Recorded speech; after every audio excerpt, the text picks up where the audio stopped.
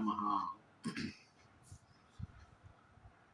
Every subject in the world are extracted from Vedas.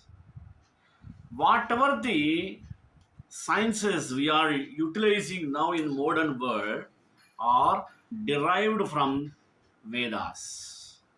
Vedas are the fundamental works given to the humankind. What and all the sastras we are discussing nowadays, these and all collected from Vedas. That's why we used to call Vedic science, Vedic mathematics, etc. Even spirituality and also psychotherapy, both we can find in Vedas in early stages itself. The abnormal behavior and psychotherapy we can find in Atharva Veda. Atharva Veda takes one of such a place. Even each and every psychological subjects can be dealt with Vedas to get the salvation. In such a way, Vedas takes an exalted place in modern science and technology. We can see variant categories are emerged in Vedas. Vedas always suggest us to maintain the lifestyle in a proper way. In this regard, we have to know the detailed description. Therefore, today I took the topic of spirituality and psychotherapy in Vedas. Prayer. Shri Rama Rama Rameti Rame Rame Manorame Sahasranama Tattulyam Ramanama Varanane. In the modern world, religion, psychology, spiritual practice, and therapy are separated. There are important differences between the transpersonal psychology of the West and the yoga psychology of the Vedas in the East. The historical emergence of transpersonal psychology is briefly outlined. Some of the inherent limitations of current transpersonal psychology are then considered. In the East, Brahma Vidya means the knowledge that leads one to realize Brahman. The Bhagavad Gita conveys that wisdom in it entirely and teaches the practical methods of the study and transformation of one's inner being and the means of to self-realization. Psychology and spirituality need to be seen as one. In the West, however, the former means psychology is essentially modern, secular, and ego-centered. The split between traditional psychology and spirituality cannot be healed, while the former views human being in separate parts and fails to identify with the ultimate source. A new idea, a new language, and new traditions must be developed on which to base theory and practice. According to the Bhagavad Gita, confusion can lead to serious conflict, and if the conflict seems unresolvable, one can lose all incentive and become desolate. The purpose of such a person's life will then remain unfulfilled. Psychology as a study of the psyche, means soul, originally meant a study of the soul, but this original meaning has been lost in most Western psychotherapy. The word therapy, derived from the Greek word meaning healing, has also lost in most of its original meaning. James Hillman, a Jungian analyst, has argued that psychotherapy should indeed serve the soul. If psychotherapy is consciously directed to serving the soul, it could conceivably transcend its exclusive focus on physical, emotional, and mental healing to include a transpersonal perspective. He who feels for the patient heals his heart, but existing psychotherapy frequently fails to do so.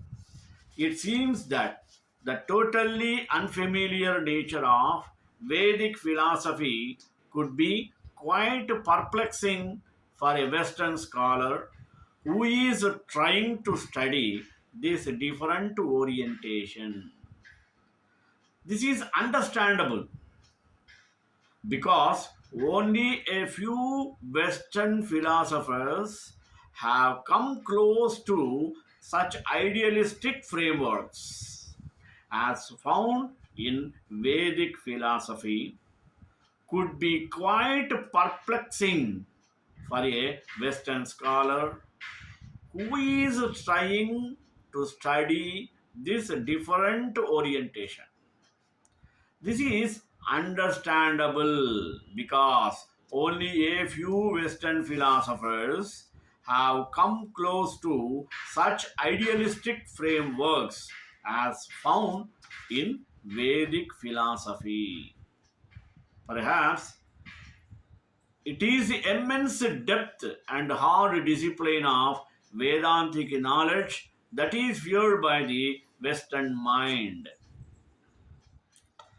It appears that most Westerners are more interested in Buddhism as they find it approachable because of their attraction of its richness in the realms of logical reasoning and meditation. They find Buddhism safe. Why? Due to its logical structure, which is very much in line with Western ways of thinking and their extrovert attitude. Western thought is very linear and logical. Eastern thought comes from the center and unfolds. The highest part of the spirituality in the Vedas is Shunyam. God, in his infinite nature, is without attributes, so he is the void. Now, the abnormal behavior and psychotherapies in Atharva Veda. Of the four Vedas, the Rig Veda seek to increase knowledge. The Yajur Veda throw light on right type of deeds and duties. The Sam Veda inspires to worship the ideal being. But the fourth one is Atharva Veda shows the way to know the individual psyche or self and also attain power in the world. It provides a broad conceptual framework for what? To understand human nature within a worldview. It suggests ideas about mind, its normal and abnormal nature, and a set of psychotherapeutic techniques to develop personality integration and overcome mental sufferings. The basic approach of Atharva Veda is mental or psychological. Medicines are prescribed but are always accompanied by the mantra or the mental content. Even for preparing the medicines, digging, grinding, powdering of herbs for medicines, and separate mantra are provided. Atharva Veda stands in this regard, particularly for the medical field.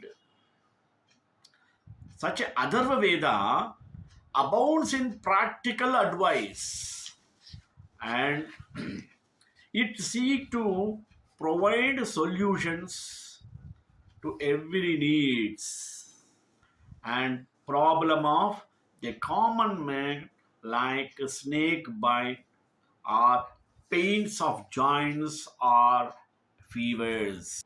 The advices are for the attainment of Brahma, higher planes, then how to achieve Atma Bala, means ego strength, and at lower levels, how to vanquish the enemy or ward off, and mean totally to uproot invisible concretes like Rakshasas or Pishachas. The approach of Atharva Veda is also integrative in the sense that it treats body, mind, and soul as an integrated total entity. The means which strengthen the body also strengthen the mind.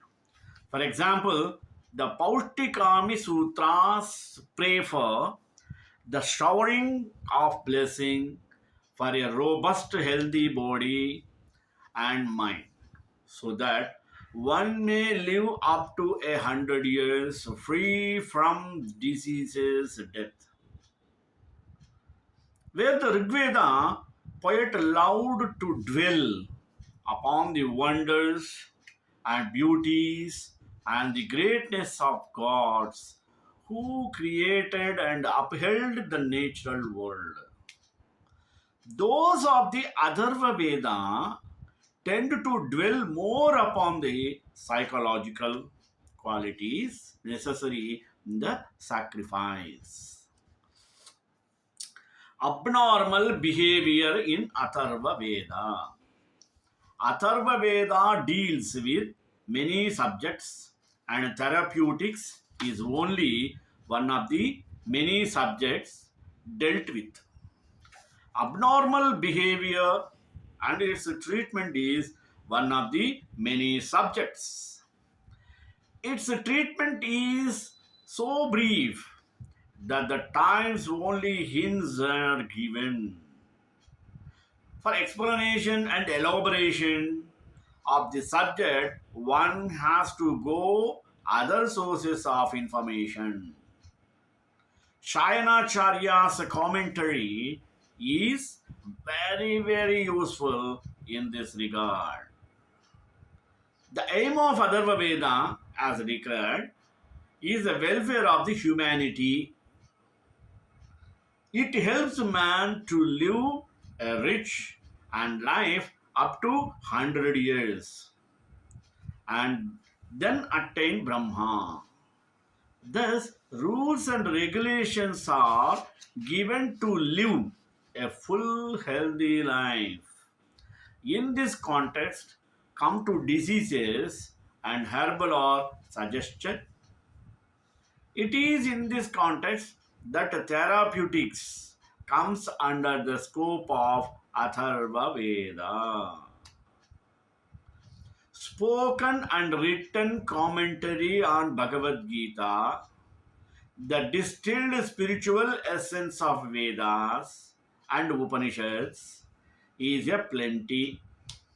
Mahatma Gandhi was quoted as saying that whenever he had a problem, Bhagavad Gita offered an answer and also the solution.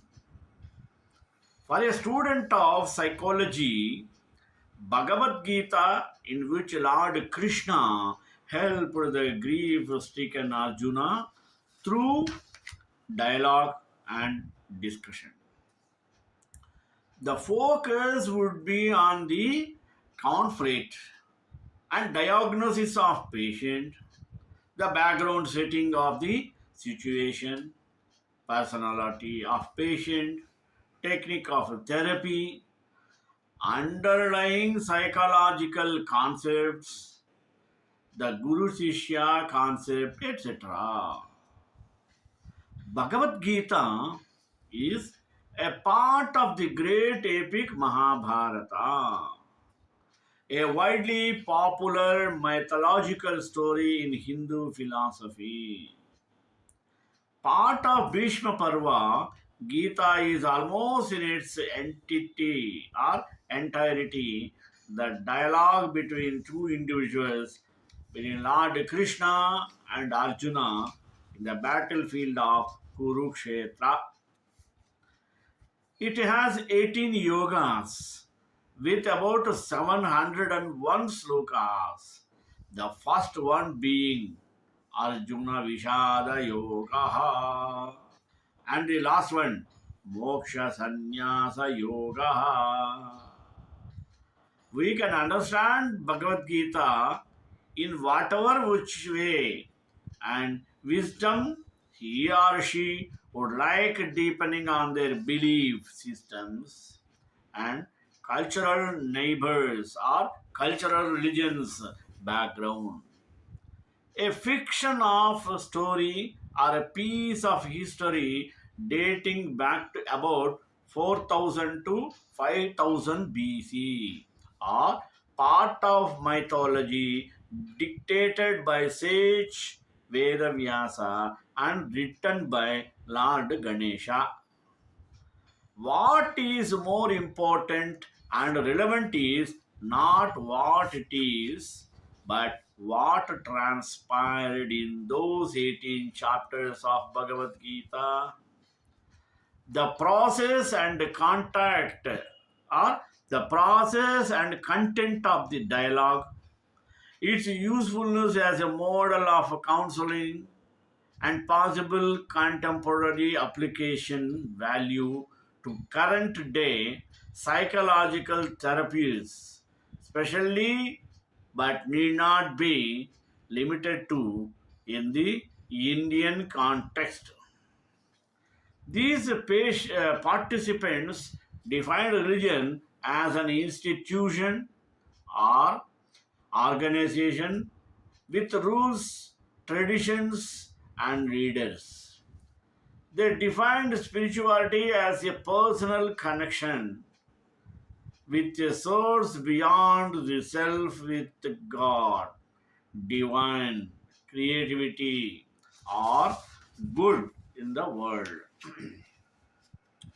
All performed religious or spiritual activities, and most found that religion, spirituality was an important part of their lives, one that contributed to their understanding of the world and of others. When religious or spiritual discussions emerged out of the therapy process, they focused on existentially questions or anger at God.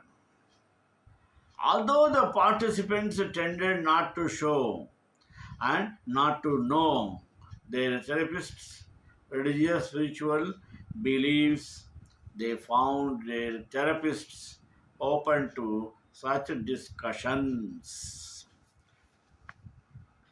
Specific discussion of religion spirituality in therapy. In contrast to the previous results, depicting clients' broad and contextual discussions of their experience of religion and spirituality in their lives and in their therapy as a whole. The following results describe specific instances of clients actually discussing religious spiritual topics with a particular therapist. As noted previously, the interviewers asked participants to describe three distinct therapy incidents. A.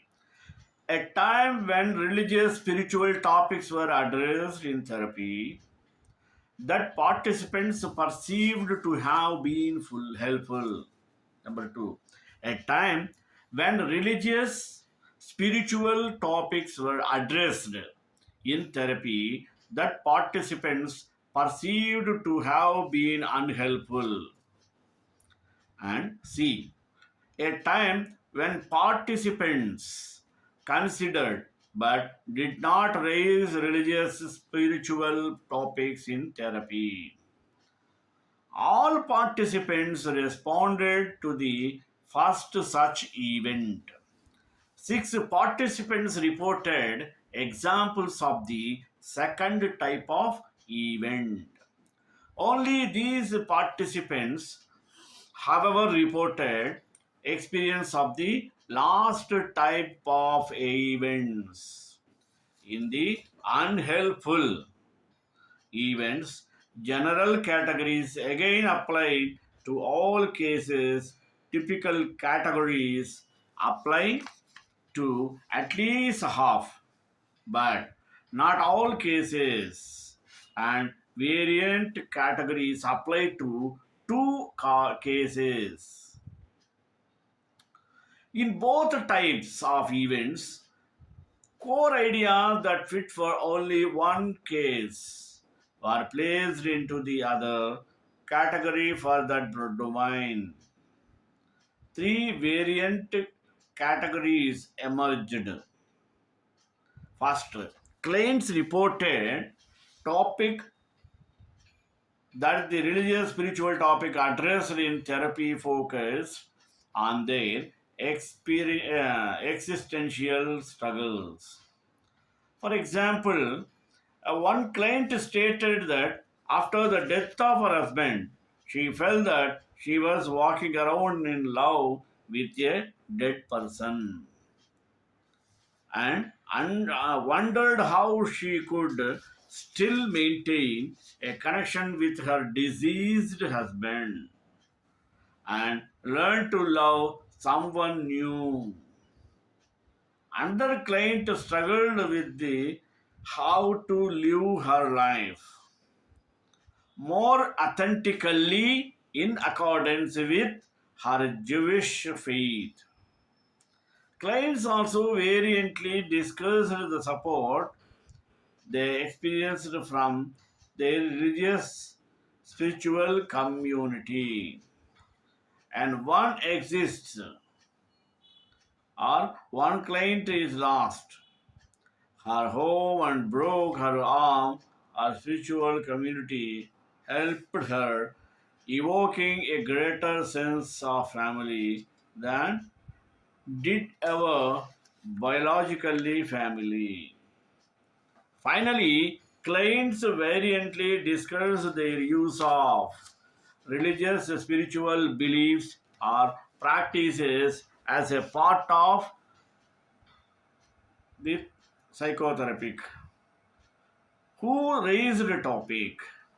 When these topics were addressed, typically what happens, it goes year to year and reaches to the person who started.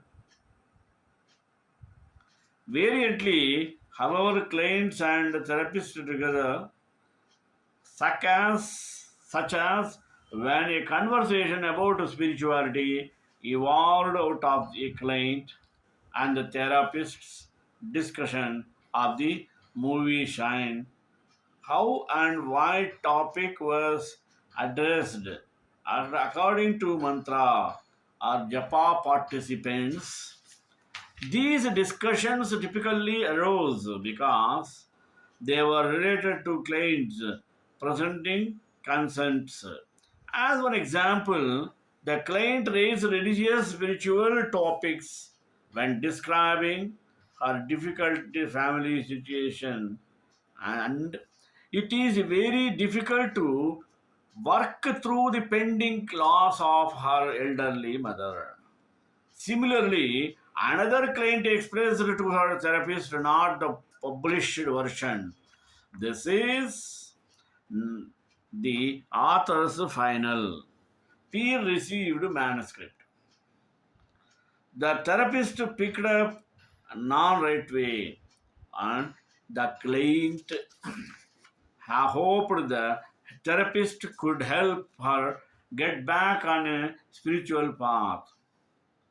Such discussions variantly arose out of the cover situations focused on client religious, spiritual community, or practices, such as when a client told her therapist about the feelings the client experienced during Mass.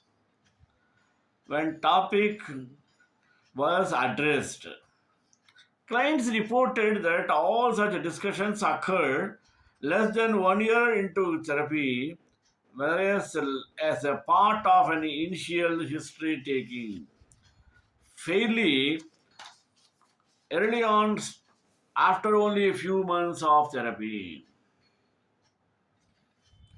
Facilitating conditions for addressing topic.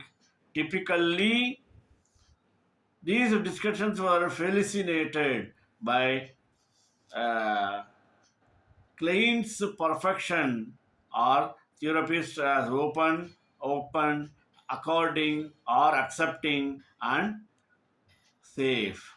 Here, for example, one client stated that she was raised spiritual issues because she fell in the perfectly confronting doing so, and I felt that her throughout therapist was respectful of religious spiritual things. Another exist or another extent indicates that her therapist seemed open and mind. Therefore, the scale of person with whom to discuss such a topics. Variantly, these discussions were facilitated by clients' perceptions that they shared similar religions, spiritual beliefs, or experiences with their therapists. One client, for instance, stated that she felt her therapist understood her sense of being outside because both followed different non Christian religions. Finally, clients reported that their therapist's sex fostered such discussions, as noted by the client who stated that her therapist was a woman and seemed kind and thus eased such conversations. Outcome discussion. The outcome of these discussions was typically positive. One client, for example, stated that her therapist did not condemn the client for having hateful feelings toward the client's mother, but instead indicated that she, mean the therapist, understood those feelings. A validation that allowed the client reported that these discussions greatly affected the progress of her therapy, which she described as the best has ever done in therapy and in life. Specific discussion of religion, spirituality in therapy when these participants in secular in therapy. They reported covering a range of topics. Example, existential struggles, supported gain from their religious spiritual community, use of religions, spiritual community, and practices as a part of therapy. Most of these discussions were raised by clients themselves because they felt them relevant to them, presenting concerns, suggesting that They did not necessarily draw a distinct demarcation between their psychological and religious spiritual concerns. They addressed both and appeared to view them as connected in the secular therapies they described here. Consistent with the earlier empirical work, these participants' discussions of religion spirituality were related to their psychological issues and were perceived as helpful.